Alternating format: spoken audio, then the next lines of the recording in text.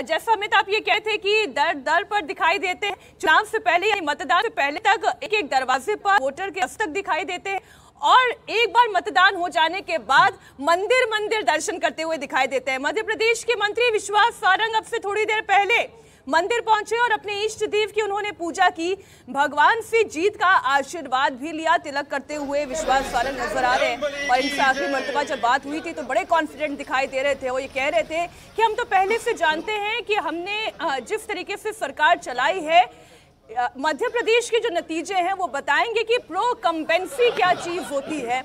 वो इतने कॉन्फिडेंट थे। भारतीय जनता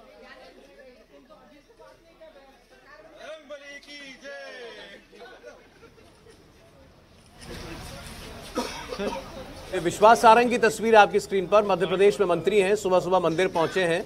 8 बजने में देखिए अब बस सवा घंटे का वक्त बाकी है, गिनती शुरू हो जाएगी ठीक 8 बजे। तब तक आपको यूं ही नेता या तो कार्यकर्ताओं के बीच में घिरे हुए या मंदिर मंदिर जाते हुए दिखाई देंगे। मध्य प्रदेश के चुनाव के बारे में अलग अलग आंकलन है लोगों के। कुछ सर्वे में आया कि एक तरफा बीजेपी की सरकार बन सकती है, 125 से लेकर 150 सीटें भी आ सकती हैं, लेकिन कांग्रेस पार्टी भी उतनी ही आत्मविश्वास से भरी हुई है। उसको लगता है कि इस बार भारतीय जनता पार्टी का कोई चांस नहीं है, कांग्रेस पार्टी को जनता एक मौका जरूर देगी। ये वाकई में दिलचस्प होगा। जो जिस प्रो कंपेंसी की हम बात कर रहे हैं देवेंद्र, ये वाकई में केस स्टडी हो जाएगी अगर यहाँ पर जीत आती है भारतीय जनता पार्टी की, और वो भी इतनी प्रचंड जीत आती है। इसमें दो चीजें मेरा कि पहले विश्वास सारंग की बात जो आपने की है, उनके जिस शब्द का आपने इस्तेमाल किया प्रो कंपेंसी, अगर उनकी अपनी सीट की बात कर लें तो निश्चित तौर पे वो उतने ज़्यादा कॉन्फिडेंट अंदर खाने नहीं हैं, ऐसी जानकारी हमें मिली है, और नहीं होंगे क्योंकि उनका मुकाबला काफ़ी नज़दीकी, काफ़ी टफ माना जा रहा था। लेकिन ओवरऑल स्टेट की बात करें तो निश्चित तौर पे उनको भी ये भरोसा है कि यहाँ पार्टी बहुत आसानी के साथ इसमें जीत हासिल होगी। और इसमें कोई दो राय नहीं कि मध्य प्रदेश के चुनाव को अगर बीजेपी जीतती है तो आप उसको एक वाकई केस स्टडी के तौर पे देख सकती हैं कि ऐसा चुनाव जिसके बारे में पार्टी के खुद अपने नेता, चाहे प्रदेश के हों या दिल्ली के बैठे नेता हों, लगभग 6 महीने पहले ये मान रहे थे कि पार्टी की स्थिति बहुत खराब है। एक शब्द का इस्तेमाल किया गया था जिसको मैं बार बार रिपोर्ट करता हूँ, आईसीयू में है पार्टी।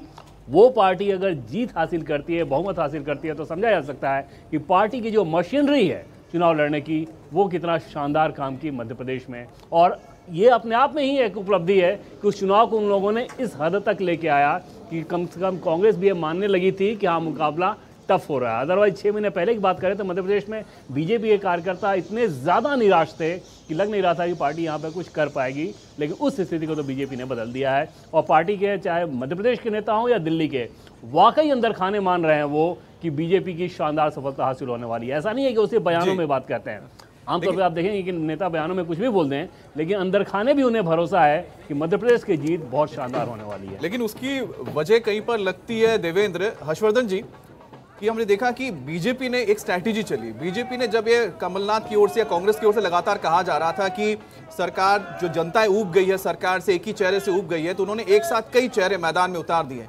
क्या उसने जनता के अंदर कहीं ना कहीं एक जो बोलते हैं ना कि फ्रेशनेस ला दिया और उसका कोई योगदान रहा? नहीं, निश्चित तौर पर ये रहा होगा। और कहते हैं ना कि मध्य प्रदेश बड़ा सहज सरल राज्य है, तो उसने इतनी सहजता रखी है कि हर संभाग में या हर रीजन में अपना एक नेता तैयार किया है। तो विंध्य महाकौशल हो, भोपाल हो, मालवा निमाड़ हो, ग्वालियर चंबल हो, कोई ऐसा क्षेत्र नहीं है जहां उनका एक बड़ा नेता हो।